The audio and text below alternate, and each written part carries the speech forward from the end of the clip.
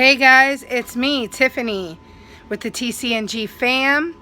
I'm bringing it to you live here on the record. I am making a Artisan flatbread oven baked pizza, and I'm doing a veggie pizza, and I just wanted to kind of show you guys how I'm gonna make this.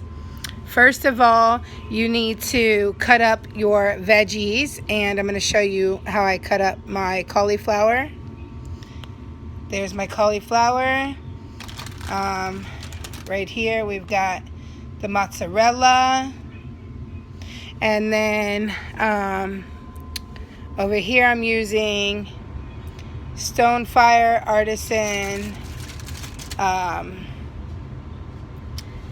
flatbread pizza, and then I'm using frozen broccoli. So that's how I'm going to do that.